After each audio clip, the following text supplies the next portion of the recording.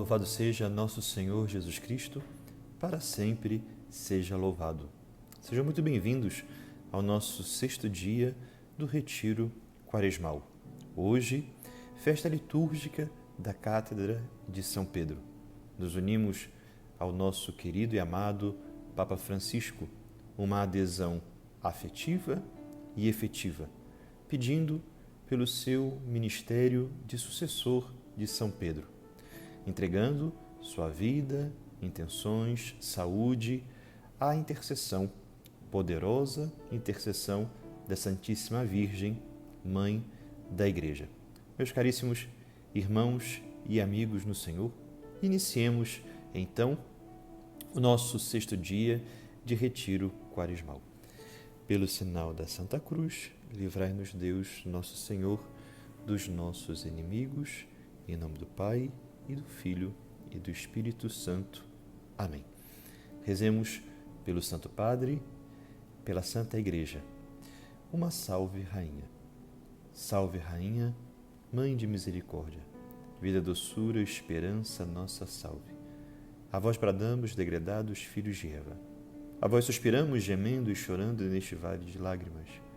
Eia, pois, advogada nossa, estes vossos olhos misericordiosos a nós volvei.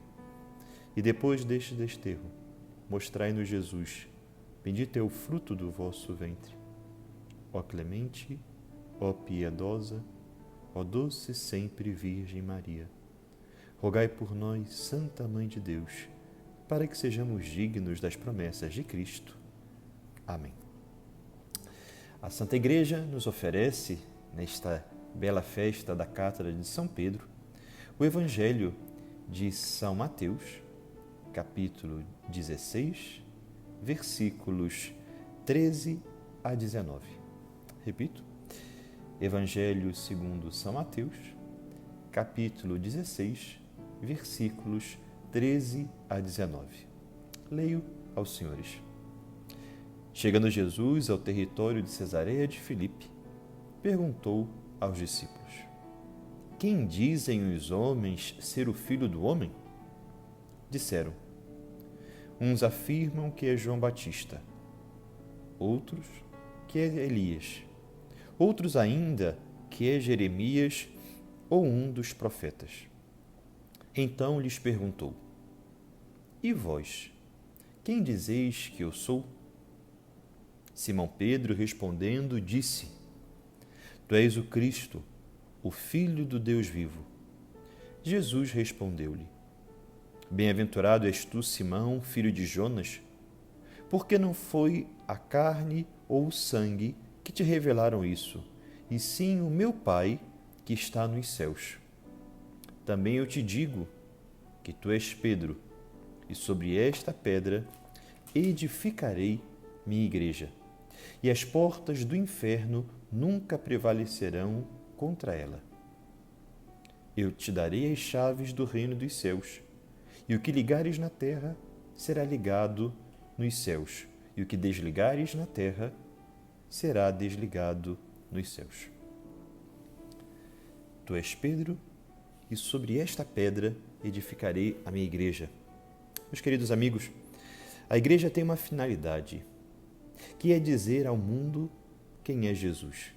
Justamente nesse episódio da profissão de fé de São Pedro, quando então ele coloca a Pedro e ao ministério que concede a São Pedro de estar à frente da igreja como seu vigário, nosso Senhor Jesus Cristo vincula a pergunta de quem era ele. E São Pedro, evidentemente, toma a palavra, inspirado pelo Espírito Santo, profere o grande mistério da pessoa de Jesus Cristo. Isso nos mostra também, nessa festa da Cátedra de São Pedro, e ao mesmo tempo, ao meditarmos essa finalidade da Igreja para dizer ao mundo em todos os tempos, para dizer ao homem moderno quem é Jesus Cristo, que nunca faltará à Igreja a capacidade de vivenciar esta finalidade. pois ela recebeu esse dom do Espírito, tal como Pedro, que escutou do Senhor, que não foi pela carne ou pelo sangue, e sim pela obra do Pai em sua vida, em seu coração e na sua alma. Daí que a Igreja sempre estará assistida pelo Espírito Santo para que reconheça toda a humanidade e divindade de Jesus Cristo e nos ajude nesse reconhecimento, aprofundando e amando para melhor adorar. Ao escutarmos, meus irmãos, esse Santo Evangelho, percebemos que Jesus nos prometeu não nos deixar sozinhos. E quando nós estudamos a história da Igreja e acompanhamos a história dessa Igreja que é mãe e ao mesmo tempo mestra, nós vamos observando que a história da Igreja é uma amostra do quanto esta promessa de Jesus é verídica e irrefutável.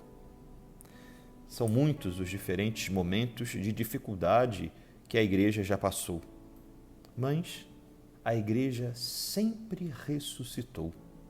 Perguntemo-nos, por que a Igreja sempre soube e conseguiu vencer as inúmeras dificuldades ao longo de sua história, seja a dextra ou seja a dintra, seja com fatos ou elementos externos ou até mesmo no seio de sua própria vida, no interior da sua estrutura ou organização. Porque a Igreja, meus queridos irmãos e amigos, sabe perfeitamente a saída do sepulcro. Nós professamos a fé na ressurreição. Nós proclamamos o senhorio de Jesus, que morreu e ao terceiro dia ressuscitou, como professamos no nosso credo, aos domingos e nos dias de solenidade. E a Igreja perfeitamente professa sua fé na paixão, morte e na ressurreição. Por isso, dos momentos difíceis da Igreja, ela sabe perfeitamente gozar da força da ressurreição de Cristo, porque conhece o caminho para sair do sepulcro. Pedro se compromete a pastorear. Pedro se compromete a seguir, a vivenciar o chamado de Cristo para a sua vida. Mais uma vez, convido-vos hoje a oferecer orações pelo nosso Santo Padre Francisco. Amarmos o Papa. Amarmos o Papa, seja ele quem for.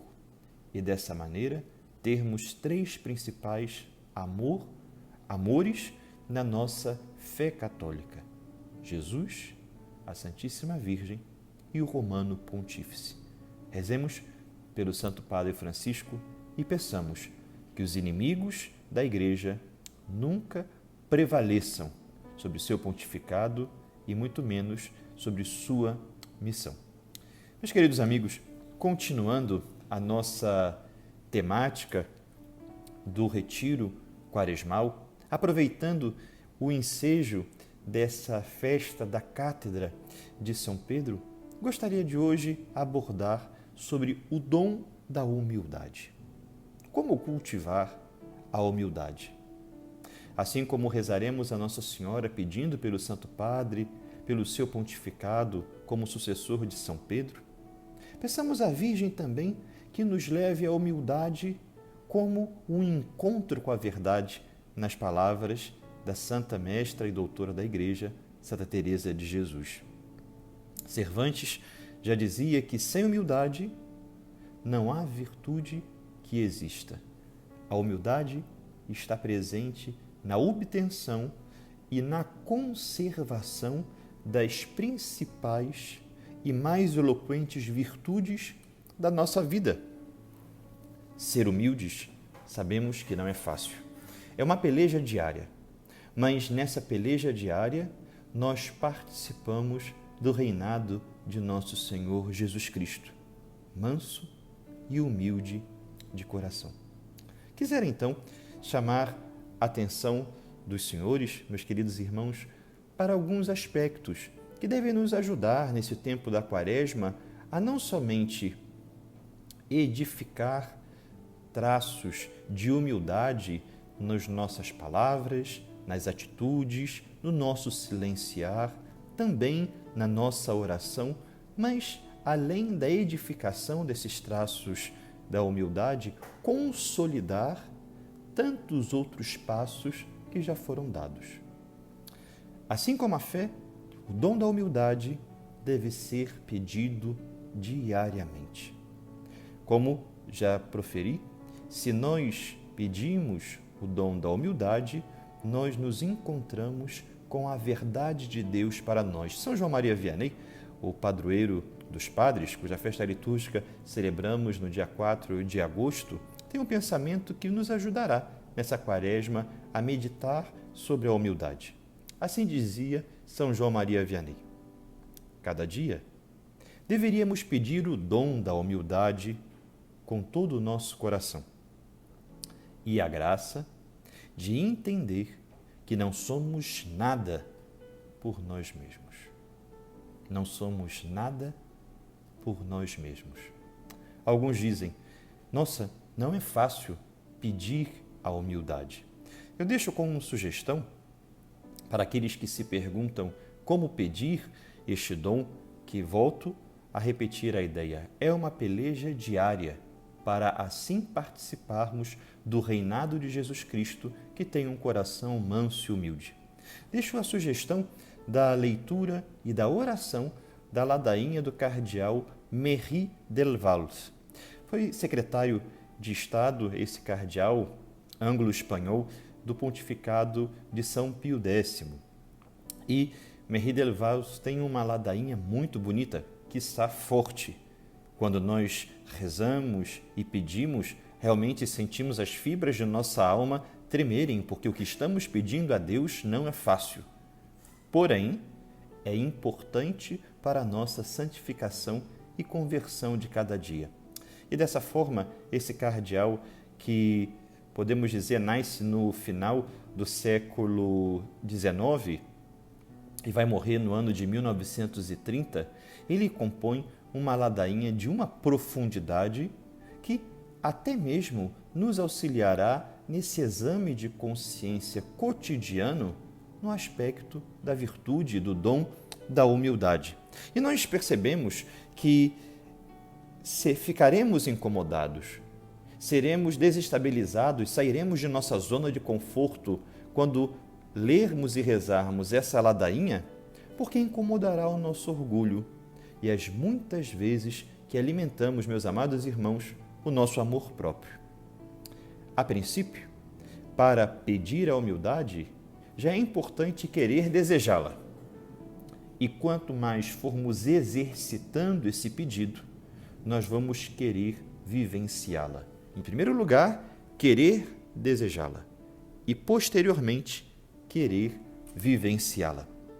E assim, nós percebemos, seja na leitura da Sagrada Escritura, ao mesmo tempo, através do estudo de muitos padres espirituais, pensadores, teólogos que se dedicaram à vida espiritual, que não há como dissociar a humildade das humilhações oriundas das diferentes contrariedades da nossa vida. Sejam contrariedades que já esperávamos, sejam contrariedades impostas, mas que sempre geram uma humilhação. Algumas vezes a humilhação ela é uma palavra vista somente como um ato abominável contra a nossa pessoa. Mas trato a humilhação aqui como algum desgosto, como algo que realmente vai na maneira ou na direção contrária àquilo que esperaríamos ou que gostaríamos, seja lícita e validamente, ou então seja por um capricho ou até mesmo uma forma egoísta de moldarmos o nosso bem-estar. Meus irmãos, nós diariamente, com alegria, somos visitados pela cruz. Isso é inerente à nossa vida, às nossas jornadas. Seja um comentário de alguém, ou uma notícia de que falaram mal, de que fizemos um certo papel ridículo perante uma pessoa ou perante os nossos próprios familiares ou no ambiente de trabalho. A nossa vida é verdade. Passa por essas contrariedades que nos ensinam o valor do desprezo. O valor do desprezo que tem também uma característica medicinal. Interessante que as nossas humilhações, contrariedades, elas nos levam a discernir o que Deus está querendo me mostrar e, principalmente, o que Deus está querendo me ensinar com aquela situação que me deixou triste. Por isso, não podemos deixar de, diante de uma dificuldade, de uma provação ou humilhação, de imediatamente procurar a Jesus no sacrário. De olhar para Jesus crucificado e dizer: aceito, abraço e ofereço. Vamos repetir? Aceito, abraço e ofereço.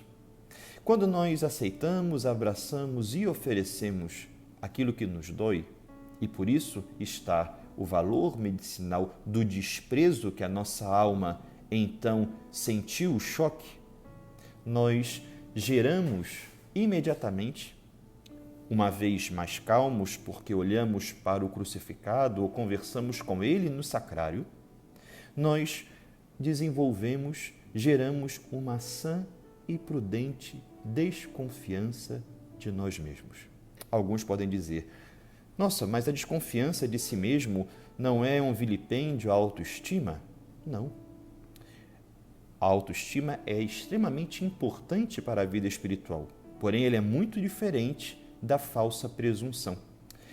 A falsa presunção com o excesso da autoestima, que é justamente o contrário da desconfiança de si mesmo, ela é uma confiança tão excessiva que esconde as rachaduras ou fissuras de uma baixa autoestima que está disfarçada de autoestima, de autovalorização que na verdade não existe. Vejam que todas as pessoas que se autoafirmam excessivamente é porque querem esconder debaixo do tapete da alma a sua baixa estima. Todos podem pensar que a autoestima bem resolvida tem essa pessoa, quanta confiança e segurança, se no fundo os que mais confiam, os que possuem autoestima, não precisam de autoafirmação. Daí que aceitar, abraçar, oferecer é uma boa oportunidade de obter desconfiança de nós mesmos.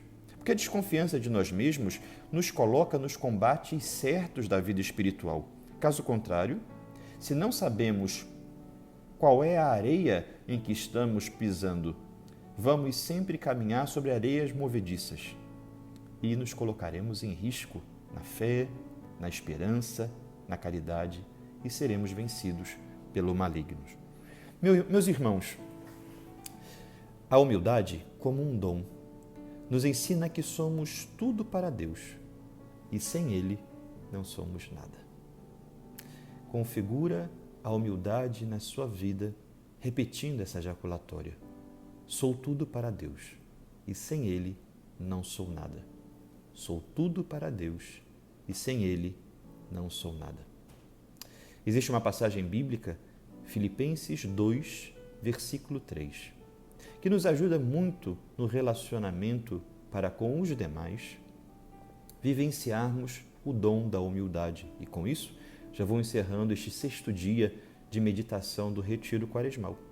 Porque é nesse dom do reconhecimento de que os demais são melhores do que eu consigo realmente lutar contra uma tendência que posso desenvolver diariamente na minha vida. Sempre ter a razão, nunca escutar o que o outro tem a me ensinar ou achar que, independentemente da experiência da minha vida, não tenho mais nada a aprender. Thomas Kempis, o autor da Imitação de Cristo, também um livro que recomendo fortemente para a Santa Quaresma, no capítulo 7, aborda sobre a virtude, sobre o dom da humildade. E ele tem uma frase que é muito curiosa, nos alertando: cuidado, para não ser melhor que os demais e pior para Deus.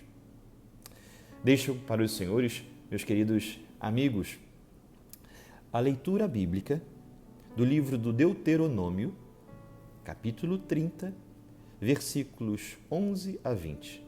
Deuteronômio, capítulo 30, versículos de 11 a 20. Peçamos a fidelidade a Deus a partir da vivência, ou melhor, da luta a cada dia por sermos mais humildes. É difícil, há muito que trabalhar, mas enquanto existir luta e trabalho, é porque sua alma não desistiu do amor e da graça de Deus. Agora rezemos a nossa oração atribuída, então, ao Papa Clemente XI.